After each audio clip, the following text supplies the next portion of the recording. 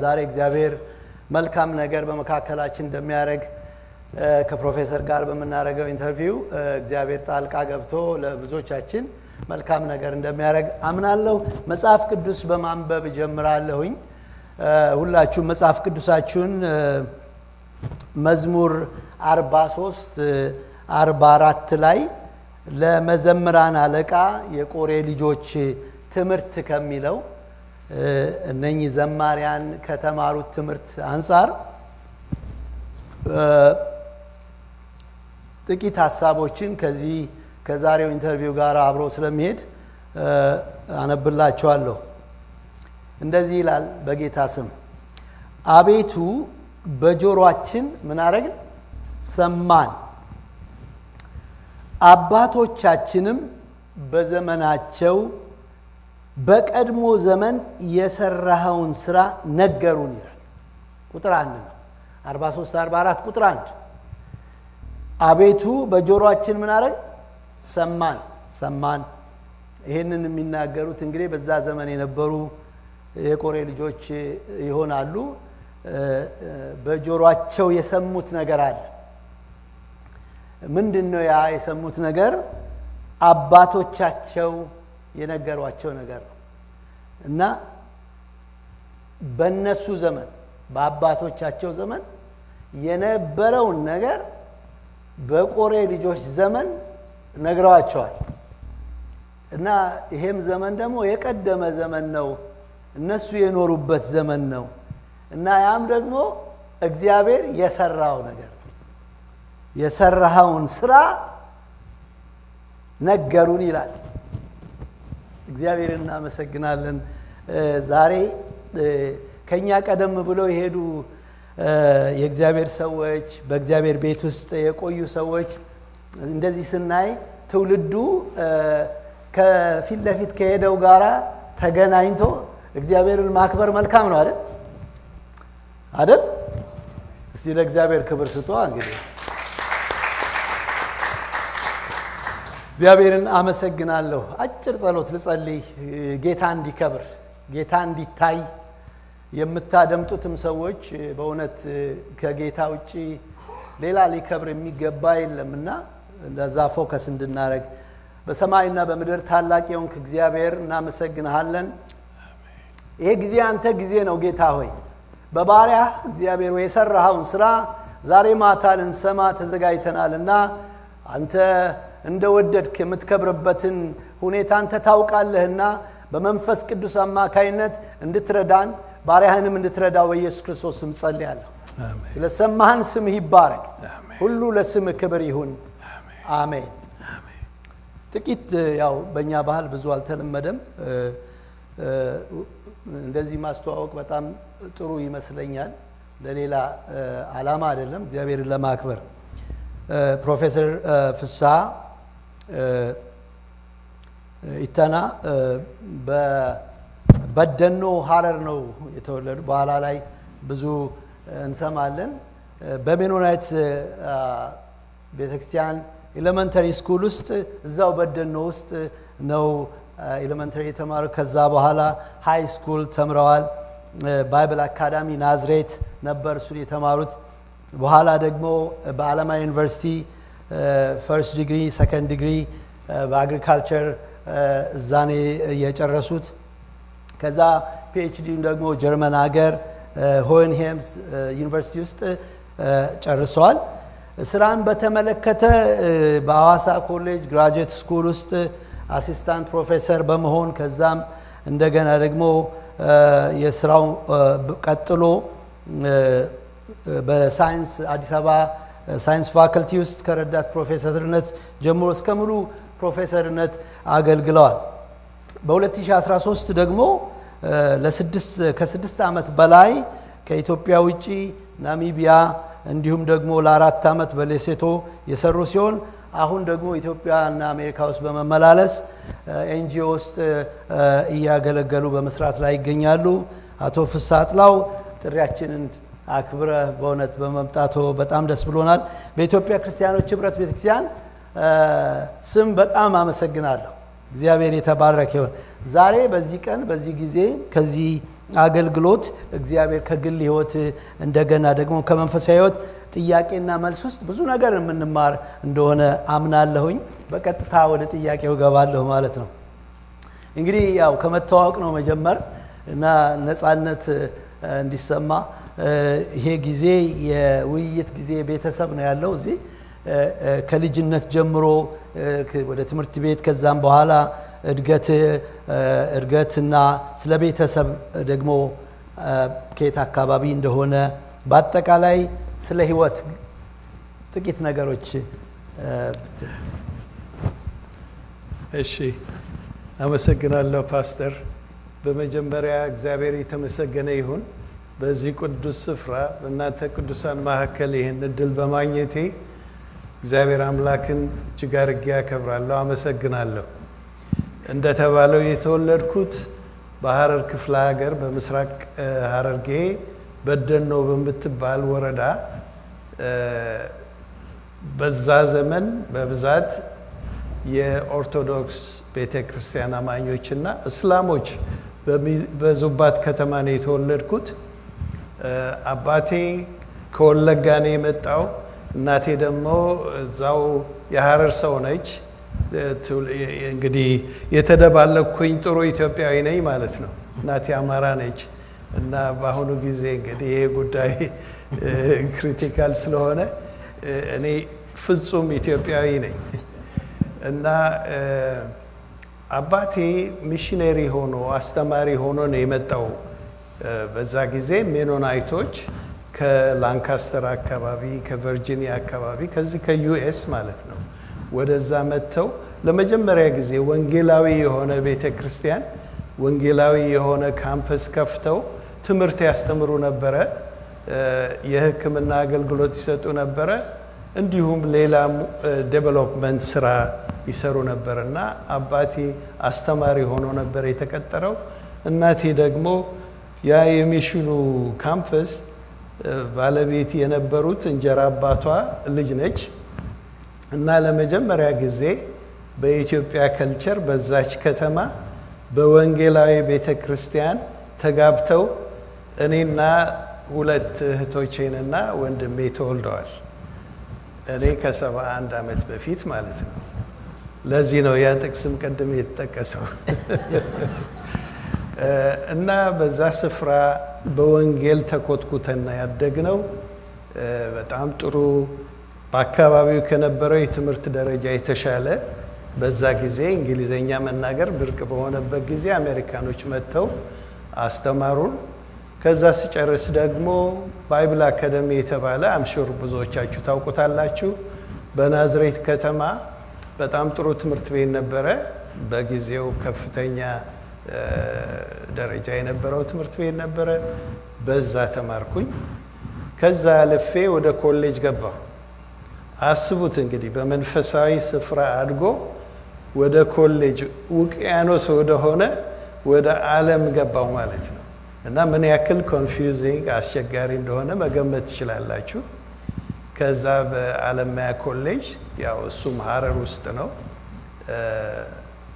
ባችለር እና ማስተር ሰርቼ ከዛ ወደ አዋሳ ኮሌጅ ሄጄ አዋሳ ኮሌጅ ተቀጠርኩኝ በዩኒቨርሲቲ መምህርነት። ከዛ 4 ዓመት ከሰራው በኋላ ደግሞ ወደ ጀርመን ሀገር ሄጄ ጀርመንኛ ተምሬያለሁ። በጀርመን ሀገር ፒኤችዲን ሰርቻለሁ።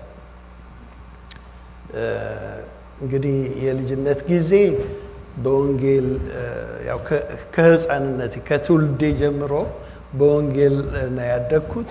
ነገር ግን ዩኒቨርሲቲ ሲገባ ብዙ አስተሳሰብ ከተለያየ ባክግራውንድ የሚመጡ ሰዎች ናቸው የሚመጡትና ምን ያክል አስቸጋሪ ሁኔታ እንዳሳለፍኩኝ ልትገምቱ ትችላላችሁ። ፖለቲካው በጣም የጦፈበት ጊዜ ነበረ።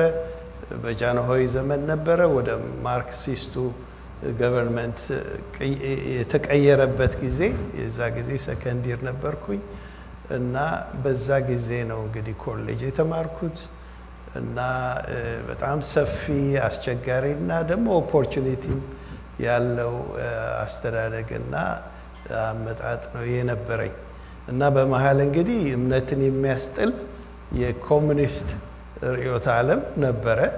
ነገር ግን እግዚአብሔር የተመሰገነ ይሁን።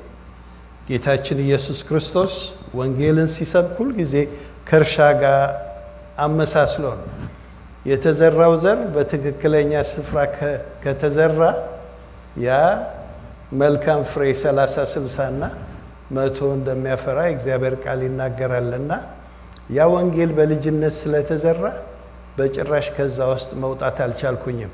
አንዳንድ ጊዜ የሚፈትኑ ነገሮች አሉ፣ ግን እንደ መልህቅ እንደ ሊትመስ ፔፐር በውስጤ መንፈስ ቅዱስ የእግዚአብሔር ቃል በውስጤ ስለነበረ ከዛ ወጣ ስንል ምን ያክል ዓለም ቆሻሻ እንደሆነችና ህይወታችን እንደሚቆሽ ስለሚሰማን ከዛ ወጣ ለማለት በጣም አስቸጋሪ ነው። ለዚህ ነው የእግዚአብሔር ቃል ልጅን በእግዚአብሔር መንገድ ምራው የሚለው እና በዛ አይነት ነው አስተዳደጌ። ገድ እግዚአብሔር ይመስገን። ሚኪ እንኳን ደስ ያለ። ጌታ ይባረክ። በጌታ ይሆን አባት ስላለ እና የሚመራ የሚሄድበትን አቅጣጫ በጌታ የሚያቅ አባት ስላለ በዚህ በእውነት ልትኮራ ይገባል። እግዚአብሔር ይመስገን። 71 የሚለው ቃል ደግሞ እኔም ከርሶ ወደ አንተ ወደሚለው እንድቀይር አድርጎኛል። አንተ እያልኩ እናገራለሁ። ወደ ሁለተኛው ጥያቄ ያው ገብታል እና ከጌታን ሪሊ በትክክል ኢንካውንተር የሚባል ነገር አለ፣ ወይም ደግሞ ቦርን አጌን የሚባል ቃልም አለ። እንዲሁ በመሰጠት የተለወጥክበት ጊዜ ትዝ ይልሃል ወይንስ ግራጁዋል ቼንጅ ነው የሆነው? እሱን ከነገርከን በኋላ ያው ቤተክርስቲያን ውስጥ ስላደግ በጣም ብዙ የቤተክርስቲያንን አካሄድ፣ አሰራር፣ የቅዱሳንን መንገድ በትክክል የምትረዳ ይመስለኛል እና በእግዚአብሔር ቤት ውስጥ ሳይድኑ የዳኑ የሚመስሉ የሚያስመስሉም ሊኖሩ ይችላሉ። ውጣ ውረዶች አሉ። እንዲህ አይነት አጋጣሚ ብዙ ጊዜም እንደዚህ አይነት ጥያቄዎች የምንጠይቀው ሰዎች መቼ ነው የተለወጡት የሚለው ወደፊት ለሚኖራቸው መንፈሳዊ ሂደት ትልቅ አስተዋጽኦ ስላለው እና በጽናትም እንዴት ነው የተከተልከው በእነኚህ ሁኔታዎች ውስጥ? በኋላ የምገባበት ጥያቄ አለ ከትምህርቱ ጋራ። ግን እነኚህ ሁለቱን ነገሮች ለውጡንና ጽናቱ ጸንቶ ወደፊት መራመዱ እንዴት ነበረ? እንግዲህ እንዳልኩት ከመወለዴ ጀምሮ ወንጌል እየሰማሁ ነው ያደግኩት። ቃሉን በጣም ነበር የምወደው። የቃሉ ፍቅር ነበረኝ። በጣም ይገርማቸዋል። እንደዚህ አሁን በህሊናዬ ትዝ ይለኛል የኖርኩበት ያደግኩበት አካባቢና ተራራማ ከተራራ ስር ነበር ቤታችን እና ወደዚህ ሸለቆ ነው፣ ወደዚህ ሸለቆ ነው፣ ወደዚህ ሸለቆ ነው። በአሁኑ ፐርስፔክቲቭ ምድረ በዳ ማለት ይቻላል። እስልምና በጣም የተስፋፋበት ቦታ ነው። ነገር ግን የወንጌል ፍቅር በዛ ዘመን ደግሞ ሚስዮናውያኖቹ ሜኖናይቶች ናቸው። በጣም ሳውንድ የሆነ መሰረታዊ የሆነ ወንጌልን ነበር የሚያስተምሩ እና ያ በውስጣችን ፍሬ እያፈራ እያደገ እየወደድ ነው እያጣጣም ነው ስላደግን ገና ከልጅነቴ ኢቫንጀሊዝምን እወድ ነበር። አስታውሳለሁ የ10 ዓመት ልጅ ሆኜ 5ኛ ክፍል ሆኜ ማለት ነው ቴፕ ሪከርደር እየሰጡን ሚሽኖቹ ይልኩን ነበር ወደ መንደር ውስጥ ወስደን የተቀዳ ነገር እናሰማ ነበር እና ከልጅነቴ ጀምሮ ያ ፍቅር ነበር። እነኚህን ከፊት ለፊት ያሉትን ሸለቆዎች ሁሉ ለመድረስ ወንጌል ያው ለእናንተ አልነግራችሁም። አንድ ጊዜ ከገባ እጅግ ይጣፍጣል። ሌላ ነገር ምንም ሊተካው አይችልም። አሁን የፕሮፌሰር የሚባል ታይትል ተሰጥቶኛል። እውነቱን ልንገራችሁ ይሄ ምንም አይደለም። በቃ የእግዚአብሔር ቃል ግን የህይወት ቃል ነው። እነኛ ደቀ መዛሙርት እንደተናገሩት ጌታ ኢየሱስን ካንተ ወዴት እንሄዳለን አሉት። በጣም ብዙ መጽሐፍቶችን በህይወቴ አንብቤያለሁ። ብዙ መጽሐፍቶች በቤቴ ሼልፍ ቁጭ ብለዋል። ምናልባት አንዴ ብቻ ነው ያነበብኳቸው። መጽሐፍ ቅዱስ ግን ሁል ጊዜ አዲስ ነው። ፓስተሮቻችን እዚህ ቆመው ሲያስተምሩን ልክ እንደ ህፃን ልጅ ነው የምንሰማቸው። እንደ ማር ወለላ ይጣፍጣል። እና ይሄ ነገር በውስጤ ከልጅነቴ ጀምሮ ነበረ እና ሌላ ነገር የሚያምረኝም በጣም ዝምተኛ ልጅ ነበርኩኝ። ሁል ጊዜ ከክፍሌ መጨረሻው ትንሹ ልጅ ነበርኩኝ እና ሁል ጊዜ ታላላቆቼን እየሰማው እስላሞች የሆኑ ወደ ክርስትና ተለውጠው ቤተ ክርስቲያን ሲመሩ አይቻለሁ። አቶ ሽምሱዲን አብዶ ሲባል ሰምታችኋል? በቅርብ ጊዜ ሞተ። የመሰረተ ክርስቶስ መሪ ነበረ። በ90 ዓመቱ በቅርብ ጊዜ ሞተ። እንደዚህ አይነት እና ፈጽመው ደግሞ ከጨለማ ወደ ብርሃን የመጡ ሰዎች ፈረንጆቹ ራሳቸው እንዳሁኑ በአሜሪካ እንደምናየው አይነት እምነት አይደለም። በጣም ሴልፍለስ የሆነ ለሊት ተነስተው በአካባቢው እርጉዝ ሴት ካለች ሄደው አምጥተው ክሊኒክ እንድትታከም የሚያደርጉ ቀንና ሌሊት በቃ ሲያገለግሉ በኖሩበት በዛ አይነት ሁኔታ ነው ያደግኩት። እንደውም እውነቱን ለመናገር አሁን ያ ነገር ስለሌለ እንደው አስተሳሰቤም ትንሽ ዳይሉትድ ሆኗል ብዬ አስባለሁ። የዛ ጊዜ ከወንጌል ሌላ የምመኘው ምንም ነገር አልነበረምና ይሄ ሰዓት በልጅነቴ በውስጤ ስለነበረ በዛ አይነት አደግኩኝ ይመስለኛል። እስከ ዛሬ በጌታ ቤት ጸንቼ ልቆይ የቻልኩበት ምክንያት ሌላ ምንም የለም። እኔ ራሴን መልካም ጥሩ ክርስቲያን አላደርግም። ነገር ግን ያንን ቃል በፍጹም ማዕበሉ ወደዚህ ወደዛ ቢመጣ አልተውም። ምክንያቱም ከሱ የተሻለ ነገር ምንም የለም። ይሄንን አረጋግጥላችኋለሁ። እግዚአብሔር ብዙ እድል ሰጥቶኝ ብዙ ሀገር ሄጃለሁ፣ ብዙ ስብሰባዎች ሄጃለሁ። ነገር ግን በቅዱሳን መካከል ተገኝቶ እግዚአብሔርን እንደማምለክ ምንም የለም።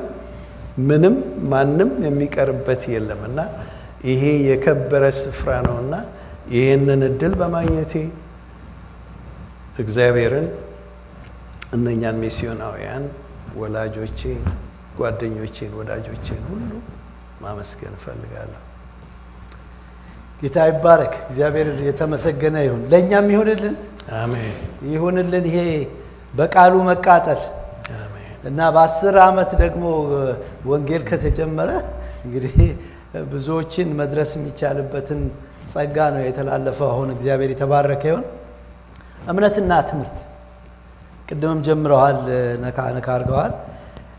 አሁን ይሄንን የሚሰሙ ሰዎች ይኖራሉ። በተለይ ከሀገር ቤት በተለያየ ቦታ ያሉ፣ በአውሮፓ ያሉ አሉ፣ በአፍሪካ ያሉ፣ በተለያየ ቦታ በትምህርት ወደ ሌላ ስፍራ የመጡ ሰዎች ይኖራሉ እና አሁን ያንተን አቋም ስንሰማው ፍንክች የለም እና ምንም አይነት ወጀብ አውሎ ነፋስ ቢያጋጥም እንደው እንዴት ነው ትምህርትና ይሄንን እምነት ጌታን ሁሉ ጊዜ አስቀድማቸው እግዚአብሔርን ጽድቁን ፈልጉ ሌላው ነገር ሁሉ ይጨመርላችኋል ከሚለው ሐሳብ ጋራ እንዴት ነው ለሌሎች ምሳሌ የሚሆን ነገር ብዙ ረጅም መንገድ እየተጓዝክ መግቢያው ላይ ነው ያለው አንተ ሌሎች ደግሞ የጀመሩ አሉና የሚሰሙ አሉና ተማሪዎች አሉ እንዴት ጸንተው በእግዚአብሔር ነገር እንደ ቆም ካንተ እነሱም እንዲጸኑ የምትነግራቸው አንተ የተጠቀምክበት በህይወት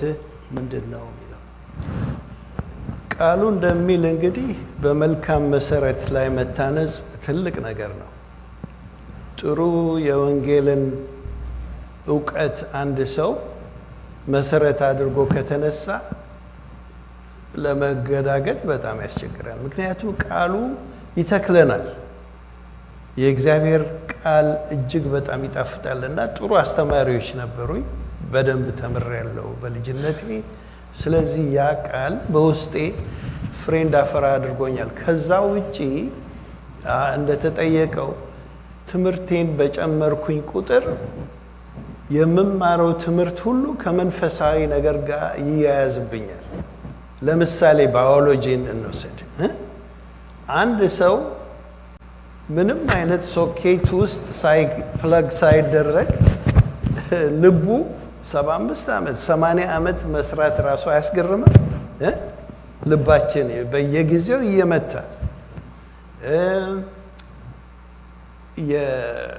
የዳይጀስቲቭ ሲስተም፣ የብለድ ሰርኩሌሽን ሲስተም፣ የሰውነታችን ውስጥ ያለው ስሜት ሲስተሞችና ስርዓታቸው እንዴት አድርጎ ሲንክሮናይዝ ማድረጉ ሁሉ እጅግ አስገራሚ ነው። ይሄን እኮ እንደዚሁ ሊሆን አይችልም። አንድ ጥሩ ዲዛይነር ስለሰራው ነው አይደለ? ከዛ አልፌ ለምሳሌ ሶይል ሳጠና በዩኒቨርሲቲ ፒኤችዲ ሰራ የተማርኩት በጣም የረቀቁ ንጥረ ነገሮች እንደ አይረን፣ ዚንክ፣ ኮፐር፣ ማንጋኒዝ የሚባሉ እንዴት በመሬት ውስጥ እንደሚገኙ እንዴት ዲስትሪቢዩትድ እንደሆኑ ነው። ይቅርታ አማርኛ ቃል ለመጠቀም አልቻልኩኝም በአንዳንድ ቦታ ላይ እና ነገር ግን እነኚህ ነገሮች የሚገኙበት አገኛኘታቸው አቬይላቢሊቲ እጅግ በጣም ስርዓት ባለው መንገድ ነው።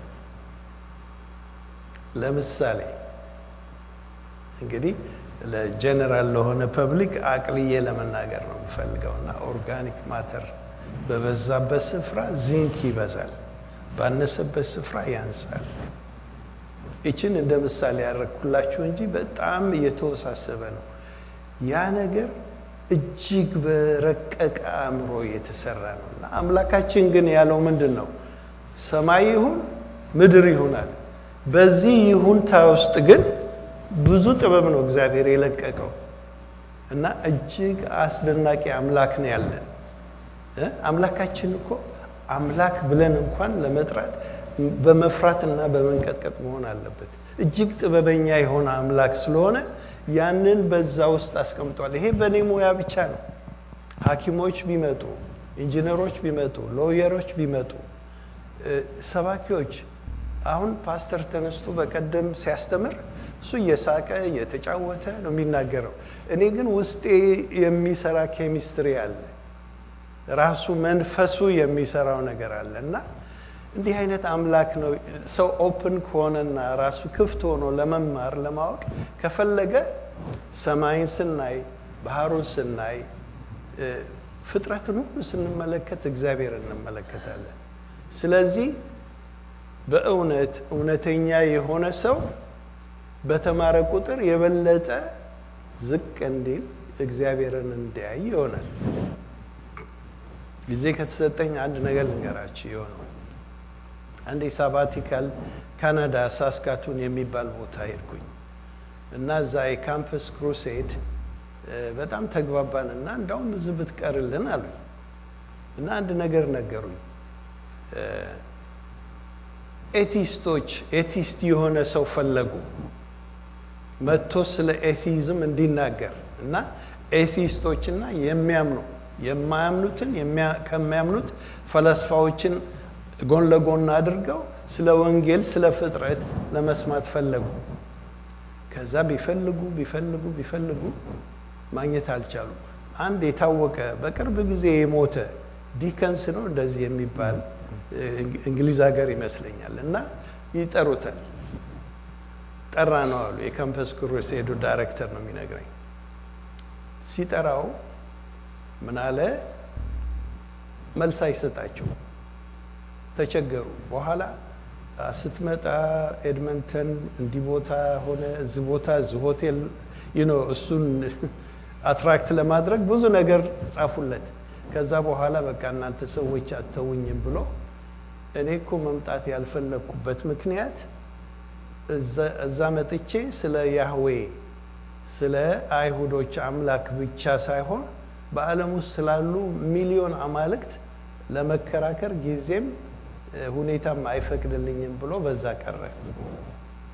ከዛ በኋላ እንደምንም ፈለጉና ከአሜሪካን ሀገር የተወሰኑ ኤቲስቶች አገኙ እና ክርስቲያኖችን አገኙ። እጅግ በጣም ተገረማላችሁ። እንደውም አንድ ዌብሳይት ነበረው ቆይቷል 2000 አካባቢ ነበርና ከኤቲስቶቹ የበለጠ ወንጌልን የሚያውቁ ሰዎች ስለ ፍጥረት እጅግ በአስደናቂ ሁኔታ ይገልጹ ነበር። እነኛ ኤቲስቶች እግዚአብሔር አለመኖሩን ለመግለጽ ሳይሆን ሲያደርጉ የነበረው እነኛ የሚናገሩትን መቃወም ብቻ እንጂ ምንም ከነሱ የሚወጣ ህይወት ያለው ዕውቀት ያለው ጥበብ ያለው ነገር አይናገሩም ነበር። ሞገስም አልነበራቸው። ስለዚህ እግዚአብሔር አምላካችን እኮ የሁሉ ነገር አምላክ ሆኖ የዕውቀትም የጥበብም አምላክ ነው። ስለዚህ በዕውቀትና በጥበብ ውስጥ የበለጠ ጌታን ማየት እንደምንችል ነው የተማርኩት በህይወቴ። ስለዚህ ሁለት ኤክስትሪሞች አሉ። በአንድ በኩል የተማሩ ሰዎች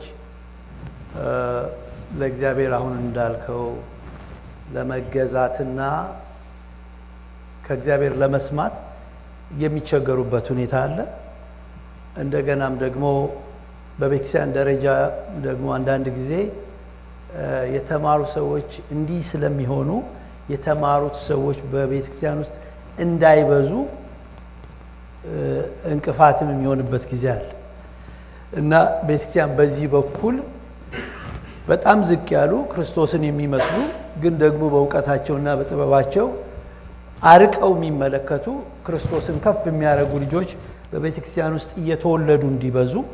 ምክንያቱም በዚህ ዘመን በዚህ ጊዜ ከዘመኑ አልፈው በእግዚአብሔር ቃል አንጻርና ሌንስ ትውልዱን በወንጌል መንካት የሚችሉ ልጆች እንዲነሱ ምን ምክር ነው የምትሰጠው? በጣም ጥሩ ጥያቄ ነው። ቅድም ሳልናገር የቀረሁት እኔ ከባለቤቴ ጋር ከተጋባን 42 ዓመታችን ሆኗል። ወንድማችን ፋሲል ያውቃታል ባለቤቴን። 3 ልጆች ወልደናል። ሚኪ ነው ትልቁ። እሱ ደግሞ 3 ልጅ ስለወለደ 3 የልጅ ልጆች ሰጥቶናል እና የእሱ የመጀመሪያ ልጅ ከወንድሟ ጋር ትናንትና ነው ከትናንት ወዲያ ምን ብላ ትናገር ነበር? እግዚአብሔርን እኮ ነው ያይቼዋለሁ አለች። እድሜው ደግሞ 100 ነው ትላለች። ዝም ብዬ ነው የምሰማቸው እና ብዙ ሆምወርክ እንዳለብን ነው የተረዳሁት። እነኚህ እንግዲህ የ5 እና የ4 ዓመት ልጆች ናቸው ይሄን አይነት ውይይት የሚያደርጉት። አስቡት እነኚህ ብዙ ወጣቶች ልጆቻችን ማለት ነው ልጆቻችሁ ብዙ ጥያቄ ይኖራቸዋል። ያንን ጥያቄ ሊመልሱላቸው የሚችሉ ክርስቲያን የሆኑ በወንጌልም በምድራዊም ዕውቀት የበሰሉ ሰዎች ቤተ ክርስቲያን ያስፈልጋታል። እንደማውቀው እቺ ቤተ ክርስቲያን ሰፊ ልብ ያላት ይመስለኛል። ብዙ ደግሞ የተማራችሁ ሰዎች አላችሁ። ለዚህ ለትውልዱ መዘጋጀት አለብን። ትልቅ ሆምወርክ ነው ያለን። እንደውም ጊዜው እየቆየ ሲሄድ ጊዜው በጣም አስቸጋሪ ጊዜ ነው በአሁኑ ጊዜ። ድሮ የምናውቀው አይነት ጊዜ አይደለም። ድሮ ቀላል የሆነው ነገር አሁን በጣም ከባድ ነው። ብዙ ክርክር አለ፣ ብዙ ዕውቀት አለ። ዕውቀት ይበዛል ይላል አይደል ፓስተሮች? እግዚአብሔር ቃል በመጨረሻው ዘመን ብዙ ዕውቀት ይበዛል። ግን እውነተኛው ዕውቀት የወንጌል ዕውቀት ስለሆነ ይሄንን ይዘው ደግሞ ማስተማር ብቁ የሆኑ ሰዎች ያስፈልጉናል። ልዩ ፕሮግራም ያስፈልገናል በቤተ ክርስቲያን። እንደዚህንም አይነት ልክ እንደ ማንኛውም ሚኒስትሪ እንዲህ አይነቱ ፕሮግራም ለብቻ ያስፈልገናል ማለት ነው። እቺ ቸርች ሰፊ ነች እንዳየዋትና እዛም ትንሽ ክፍል ቤት ሰርቶ የተለያየ ሚኒስትሪ አገልግሎት ማድረግ ይቻላል። አይ ቲንክ ያንን ማዘጋጀቱ አስፈላጊ ይመስለኛል።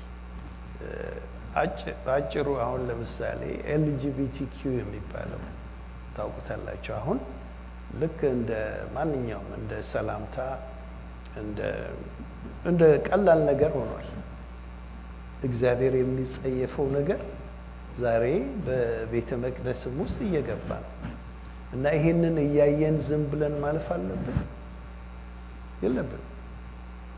ፓስተር ከፈቀድክልኝ እኔ ልክ ጡረታ ስወጣ ማለት ነው 2 ዓመት በፊት ጡረታ ስወጣ መጀመሪያ እንትኔ ሰሚናሪ መግባት ነውና ቸርቹን አልነግራችሁም። አንድ ሰሚናሪ አፕላይ ሳረግ ገና ፈርስት ፔጅ ላይ ሲጀምር እንደዚህ አይነት ሰዎች አሉ እኛ ጋር ሚኒስትሪ የሚጀምሩ የሚል ነገር ሳይ በጣም ደነገጥኩኝና እዛው አቆምኩት አፕሊኬሽኑ እና አድሚሽን ኦፊሰሯ እንዴ ጀምረው እኮ አልጨረስከውም አለች። እና እኔ ሾክድ ሆኛለሁ በዛ ባየሁት ነገር።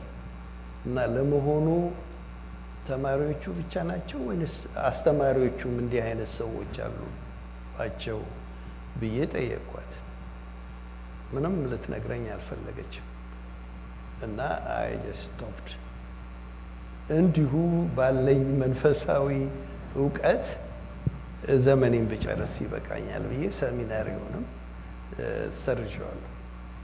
እና ምን ልላችሁ ነው ብዙ ስራ አለብንና ያንን ስራ ለመስራት መከሩ ብዙ ነው፣ ሰራተኞች ጥቂቶች ናቸው ይላል አይደል ቃሉ። ብዙ ሰራተኞች ያስፈልገናል ማለት ነው። ስለዚህ ቤተ ክርስቲያን ትልቅ ኃላፊነት አለባት ማለት ነው በዚህ ጉዳይ። እግዚአብሔር ይመስገን።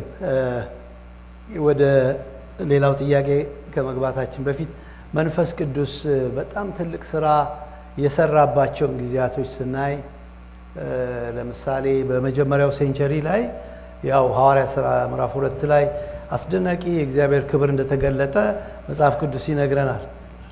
የመጽሐፍ ቅዱስ አዋቂዎች ደግሞ ከመቼውም ጊዜ ዘመን ደግሞ በ19ኛው ክፍለ ዘመን በኃይል ብዙ የእግዚአብሔር እንቅስቃሴ በመንፈስ ቅዱስ እንደሆነ እናያለን። እዚህ አሜሪካን ሀገር ውስጥ በ1906 አካባቢ የሆነው ትልቅ ነገር ነው። እነ ቻርልስ ፊኒ የጀመሩትም በኋላ ላይ ፈርስት ግሬት አዌክኒንግ፣ ሰከንድ ግሬት አዌክኒንግ ሪቫይቫሎች የተነሱት በመንፈስ ቅዱስ አማካይነት ነው።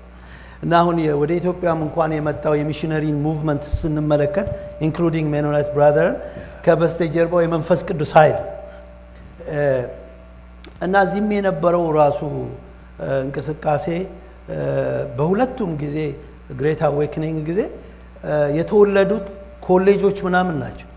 እነ ሃርቫርድ ኮሌጅ ናቸው፣ እነ ዱክ ኮሌጆች ናቸው። ከየት ነው የመጡት ሲባል ከሪቫይቫል ውስጥ ነው። እና ይሄንን እንደ ቤተ ክርስቲያን የመንፈስ ቅዱስ እንቅስቃሴ የሚወስደን ወደ ሚሽን እና እንደገና ደግሞ በዛ ዘመን ላለው ካልቸር እና የሰዎች አመለካከትን መልሶ ወደ ክርስቶስ የሚያመጣ ሙቭመንት ነው የሚነሳውና ከነ ኤስአይም ከነ ሜኖናይት ብራዘርን ኢትዮጵያ አፍሪካ ድረስ መድረሳቸው በጣም የሚያስደንቅ ነው።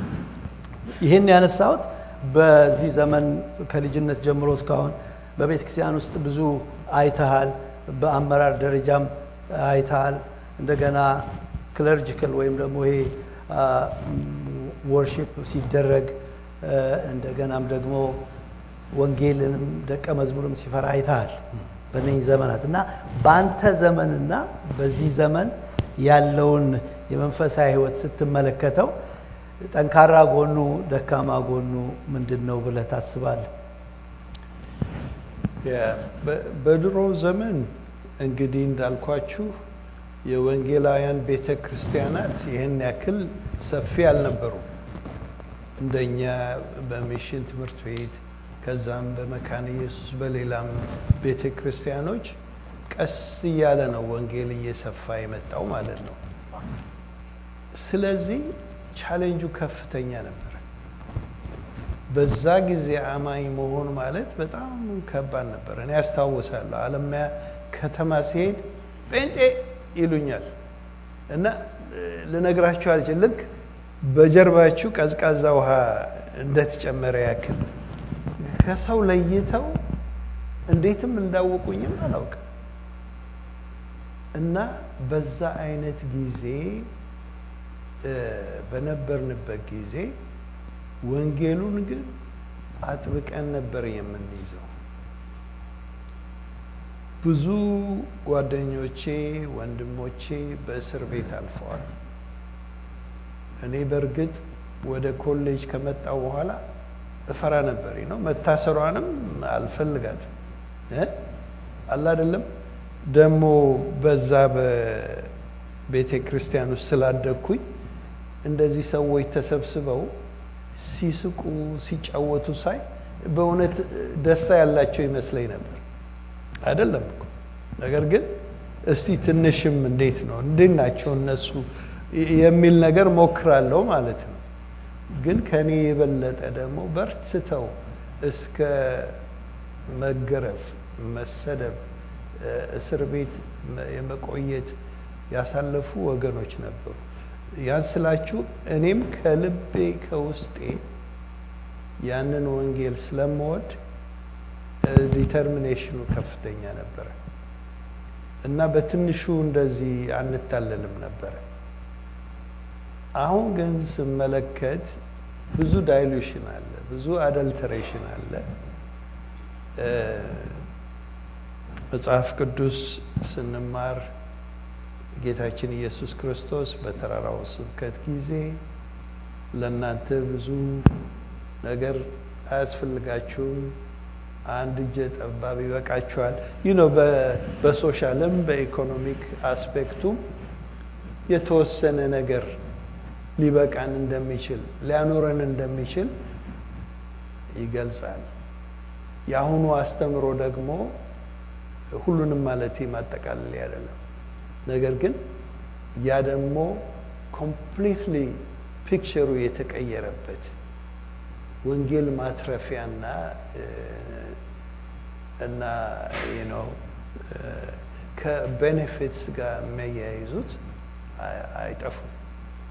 እንግዲህ እንደመረዳታቸው ነው።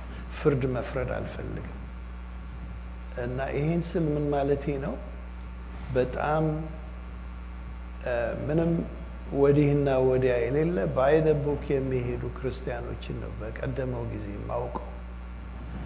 ከዛ በመካከል ደግሞ ብዙ ሪቫይቫል አይቻለሁ። በሙሉ ወንጌል ቤተ ክርስቲያን ነው ብዙ ጊዜን ያሳለፍኩትና ምክንያቱም ባለቤቴ በሙሉ ወንጌል ስትጠመቅ እኔ በመሰረቱ መሰረተ ክርስቶስ ነበር መሄድ የነበረብኝ። ሜኖናይቶች ያስለን ግን ወደዚህ ነው የምፈልገው ስትል እሺ እሷንም ላለማጣት ማለት ነው እና ብዬ ሙሉ ወንጌል እጅግ በጣም አስደናቂ ነገሮች አይቻለሁ። የእግዚአብሔር መንፈስ በአስደናቂ ሁኔታ ሲሰራ አሁን ያለን ጊዜ አይበቃንም። ሌላ ጊዜ ከፈቀዳችሁልኝ መጥቼ ድጋሚ እድል ከሰጣችሁኝ ብዙ መናገር እችላለሁ። እግዚአብሔር አምላክ በመንፈሱ አስደናቂ ነገር ሲሰራ አይቻለሁ። አልፎ ደግሞ ነገሮች እየተቀየሩ ደግሞ ያው የሐሰትም መንፈስ ኤኮ ዛሬ የተፈጠረ ነገር አለ። በድሮ ዘመንም ይኸው መጽሐፍ ቅዱሳችንን በብሉይ ኪዳንም ስንመለከት በነ ኤልያስ ጊዜ ሁሉ ያለ ነው እና የእውነተኛ መንፈስ አለ፣ የሐሰት መንፈስ አለ። መንፈሱን ከመንፈሱ ሊለየው የሚችለው እንዳልኩት እኛ ውስጥ ትክክለኛ መንፈስ ካለ የሊትመስ ፔፐራችን ነው እና አሁን ሳይ ብዙ ያን ያክል ሪሊ ሳክሪፋይስ እስር ቤት ግባ ቢባል አንድ ሰው ያን ያክል ዋጋ የሚከፍሉ ብዙ አሉ ወይ አላውቅም። ነገር ግን ባለፈው ጊዜ ፓስተር ነን ወይንም ሁለት ከአንዳችሁ ሄዳችሁ ኢትዮጵያ ስትመለሱ ስትመሰከሩ የሰማው ይመስለኛል። ምናልባት ዳላስ ይሆናል ወይ እዚህ ይሆናል። በስደት የሚሄዱ ብዙ አገልጋዮች እንዳሉ ሰምቻለሁ። ስለዚህ የዘመናት አምላክ የሆነው እግዚአብሔር በዘመኑ ሰዎች አሉት በእውነትና በእግዚአብሔር መንፈስ የሚሄዱ፣ በሐሰትም መንፈስ ደግሞ የሚሰራ ብዙ ነገር ይኖራል። ስለዚህ ጌታ ኢየሱስም እኮ አጥብቆ ተናግሯል። መጨረሻው በሚደርስበት ጊዜ ብዙ ነገር ታያላችሁ፣ እኔ ክርስቶስ ነኝ እስኪሉ ድረስ የሚሄዱ ሰዎች ስለሚኖሩ እንግዲህ ይሄንን በመንፈስ ቅዱስ መነጽር እየለየን ካልሄድን በስተቀር አስቸጋሪ ነው እና እውነቱን ለመናገር በድሮ ዘመን የነበረ ክርስቲያን ነው ከተባለ በደንብ የተተከለ ነው። ኢቭን በፈረንጆቹ ያየሁት ካናዳ ነበርኩኝ አንድ ጊዜና እነሱ ሲለወጡ ይለወጣሉ። ምንድነው አንድ እሱም እንደ ሜኖናይት ቸርች ይመስለኛል ፎርስ ግሮቭ ቸርች ይባላል ሳስካቱን ውስጥ ነውና የእንትን ቬዝ አለ አይደለ የአበባ ቬዝ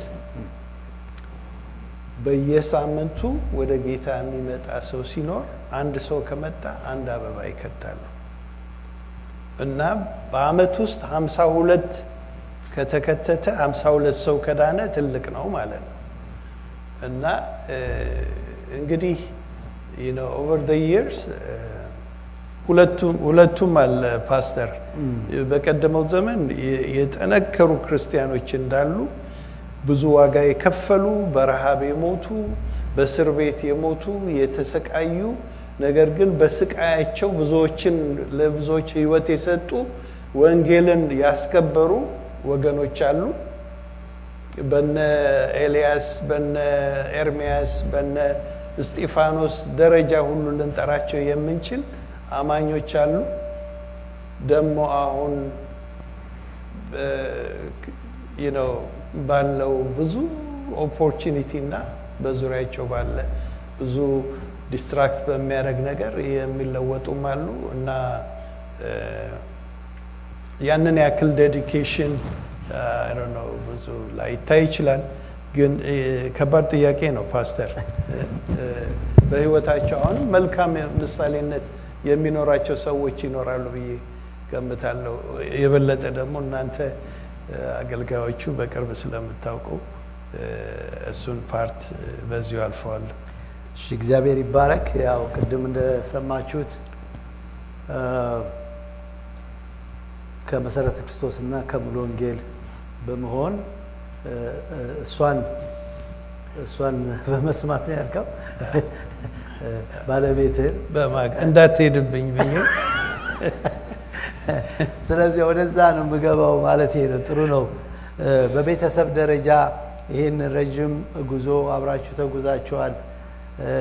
ነሚኪም አብረው ይሄንን የእናንተን ፍቅር ቀምሰዋል ብዬ አምናለሁ እና አሁን እዚህ ውስጥ ብዙ ያገባሉ ያላገቡም አሉ። ወደፊትም ደግሞ ለሚኖረው ለሌላም ለሚሰሙ ሁሉ ምክር እንዲሆን እግዚአብሔር በዚህ ዘመን ሁሉ በቃ በታማኝነት ቤተሰብ ጸንቶ እንዲኖር እናንተን የረዳችሁ ነገር ምንድነው? ለዚህ ትውልድ ደግሞ እንደ ቤተሰብ የምታስተላልፈው መልእክት ምንድነው?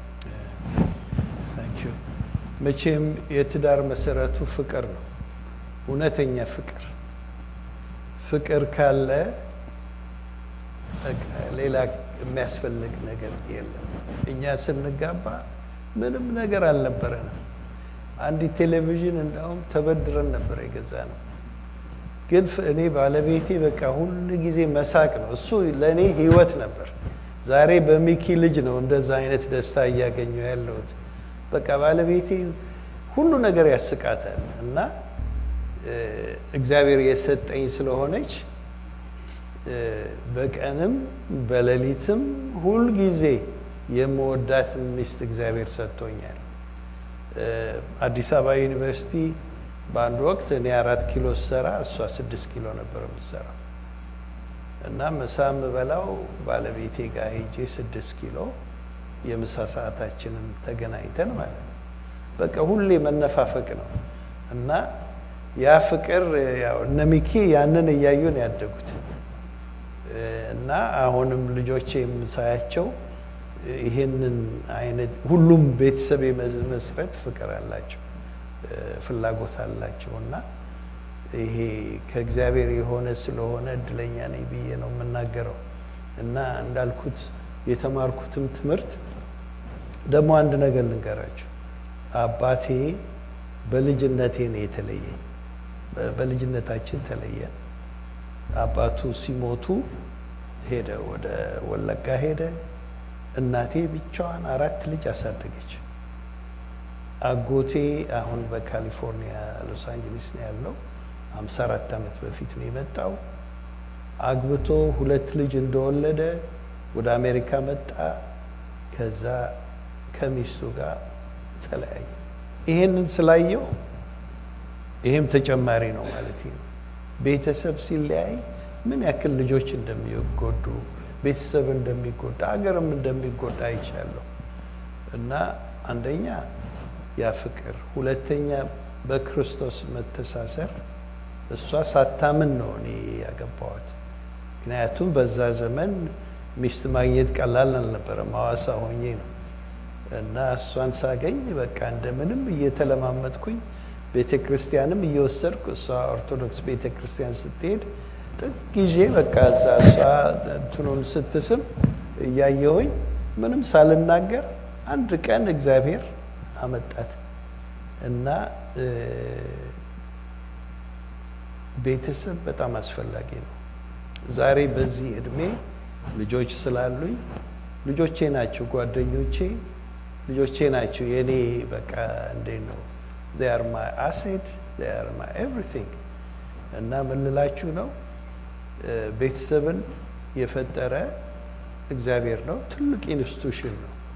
ከቤተሰብ ነው ሀገር የሚመሰረተውና ማንኛውንም ሰው ማንኛውንም ወጣት ትዳር መያዝ መልካም ነገር እንደሆነ ነው የምመክረው።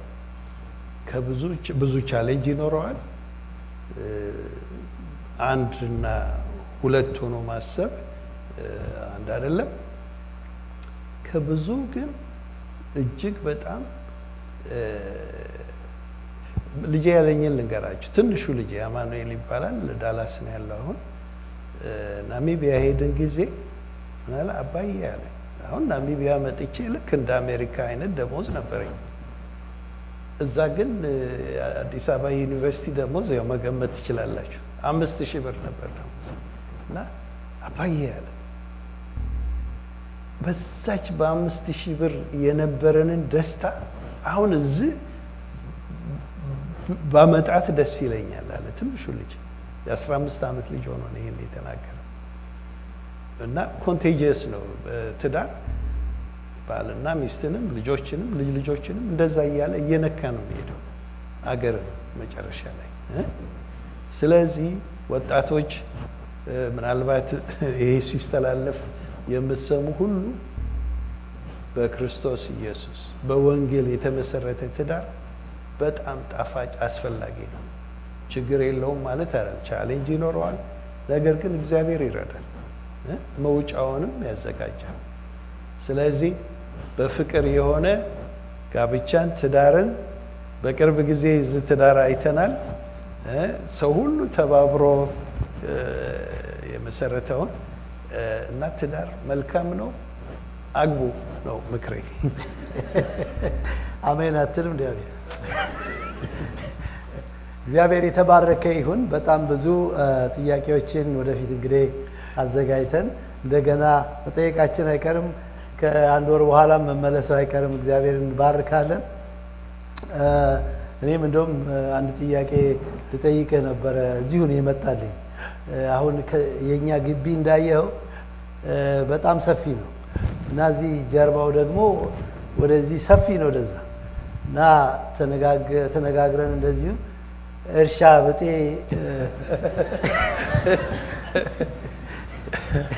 ቃሪያ ምናምን ለመትከል አስበን ነበርና ቅድም አፈሩ ዚንክ ይኑረው ምን ስለማናቅ እኔ ቮለንቲር ነኝ።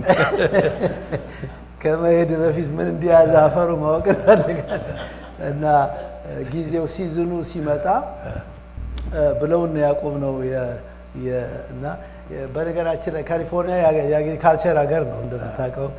አይሆፕ ወደ ፍሬዚኖም ወደዛም ወደ ሳክራሜንቶም ስትሄድ መሬቱን እያየው ሳይሆን አይቀርም። ሁሉ ጊዜ ነው የምደነቀው። ላንድስኬፑ መቼም ያው ልጄ ሊነግራችሁ ይችላል። እጅግ በጣም ፋሲኔት ያደርገኛል። ተራራው፣ ጫካው፣ ያቺ በደን ነው ያደኩባት በቃ የዛፉ የኮሶ የጥዱ የዝግባው ያለበት ወንዙ በየቦታው የሚፈስበት ሸንኮራው ሙዙ ምራቃችሁ ነው ግሽጣው ምኑ የሚመረትበት በ5 ሳንቲም 5 ሙዝ የሚገዛበት እንደዛ ቦታ ነው ያደግኩት። ካሊፎርኒያ እንደዛ ሆኖ ነው ያየሁት እስካሁን ድረስ እና መቼም አሁን 71 ደርሻለሁ። ስንት እንደሚጨምርልኝ ጌታ ነው የሚያውቀው። እዚህ የተወሰነ የህይወቴን ፖርሽን ባጠፋ ደስ ይለኛል። በጣም እድለኞች ናችሁ። ያንንም እርሻ ለመርዳት ቮለንቲር አደርጋለሁ። እግዚአብሔር የተባረከ ይሁን። ሌላ ጊዜ ስለምናገኘው ብዙ ነገሮችን ያነሳነው ከእምነት ጀምሮ ስለ ትምህርት እንደገና ደግሞ የህይወት ተሞክሮን ኤክስፒሪየንስ ከዛም ደግሞ ስለ ቤተ ክርስቲያን ስለ ጋብቻ ሁሉ አንስተናል። በልባችሁ ውስጥ የቀረላችሁ ትልቅ ነገር እንዳለ አልጠራጠርም። ቆመን እንጸልያለን። ፓስተር ሳምሶን ወደዚህ ጋብዘውና ለፕሮፌሰርም እንጸልያለን። በቀረለት ዘመኑ እግዚአብሔርን አክብሮ እንዲያልፍ በእውነት እንጸልያለን። እግዚአብሔር ጸጋ በላዩ ላይ እንዲሆን ያቆየህም ብዙ ስራ ስላለ ነውና እንጸልይልሃለን። ፓስተር ወደዚህ መጥተህ እንጸልይ ጠይቃለሁ።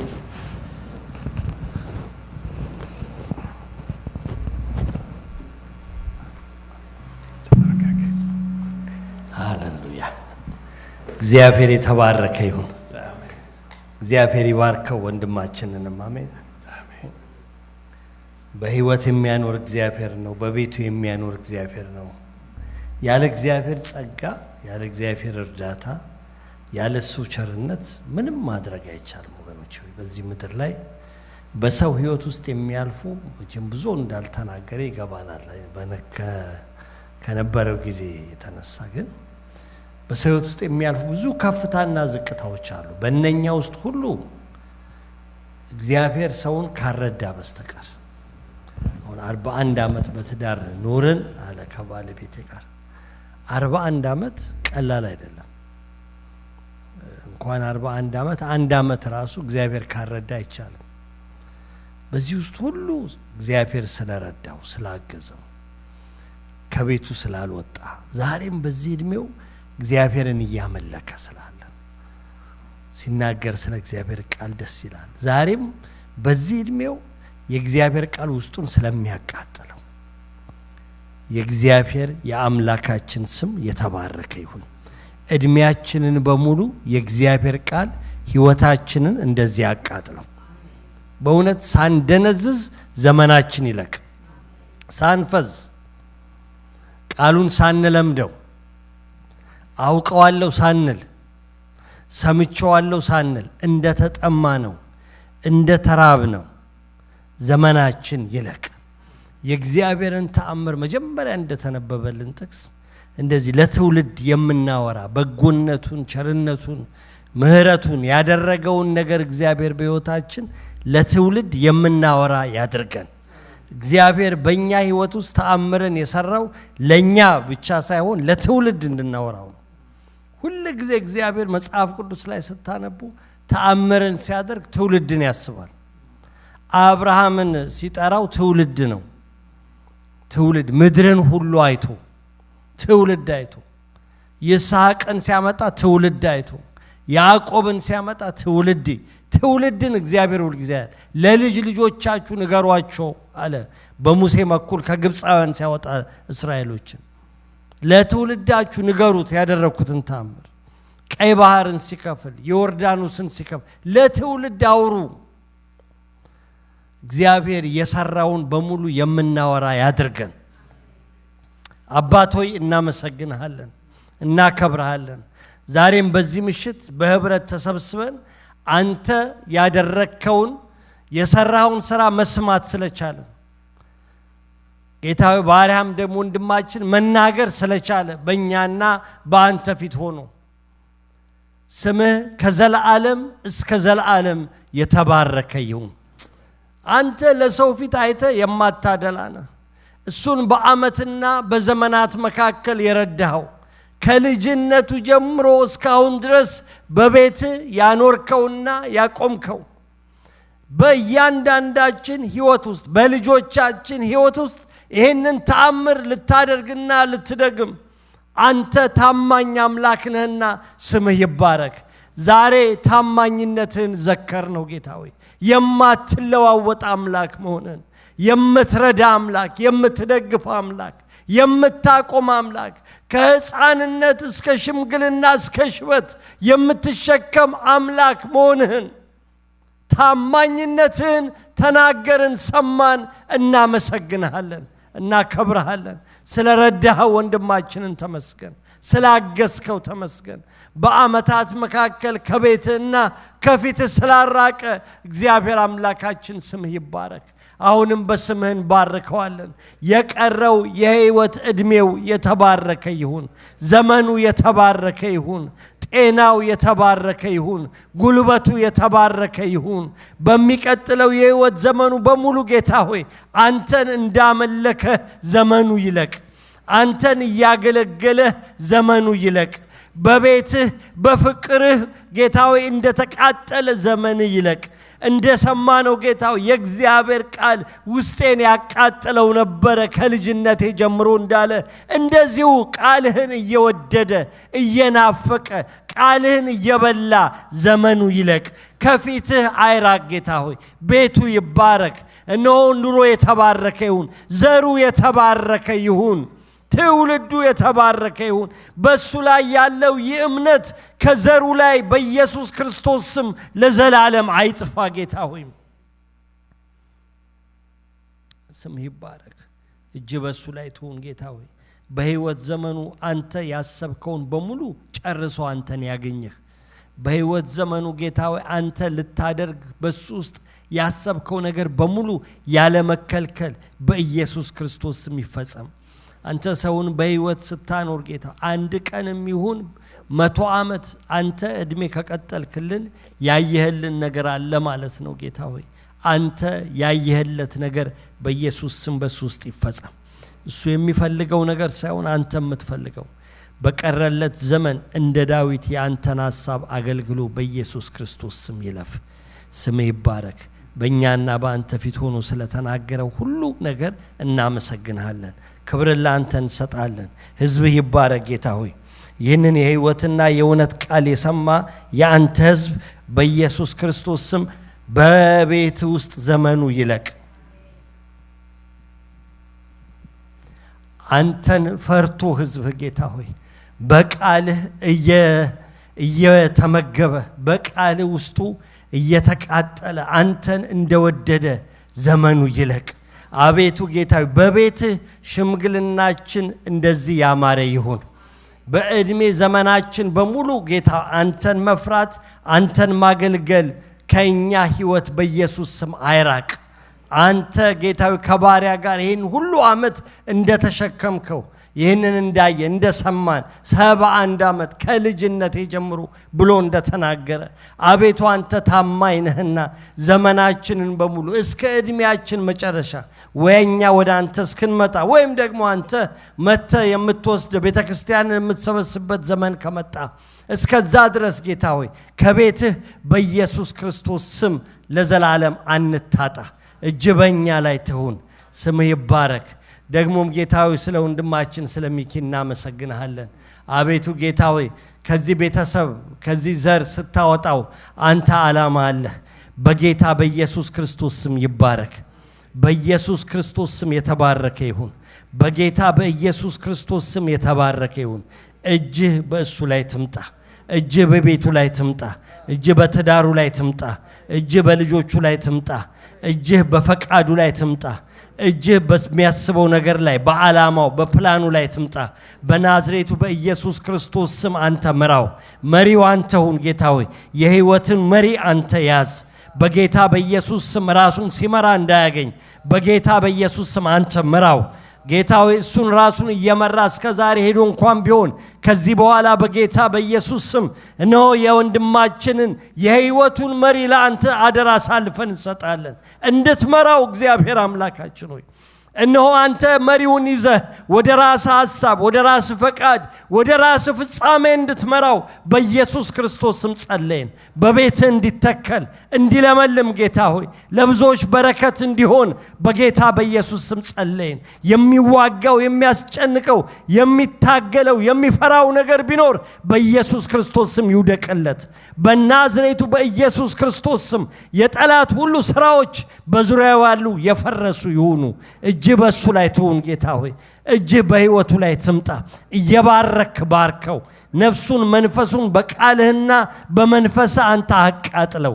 በጌታ በኢየሱስ ስም የእግዚአብሔር መንፈስ በውስጡ ይንደድ። በመንፈስ ውስጥ የእግዚአብሔር መንፈስ ይፍለቅለቅ። የእግዚአብሔር መንፈስ በእኔ ላይ መጣ ይበል ጌታ ሆይ። እግዚአብሔር እንደዚህ ተናገረኝ ይበል። የእግዚአብሔርን ድምፅ ለመስማት መንፈሳዊ ጆሮዎቹ ይከፈቱ። ስም የተባረከ ይሁን። እናመሰግንሃለን፣ እናከብርሃለን፣ ከፍ ከፍ እናረጋሃለን። የምትጠራ የምታድን የምትወልድ የምትተክል የምታለመልም የምታሳድግ አንተ ነህና ስም ለዘላለም ይክበር።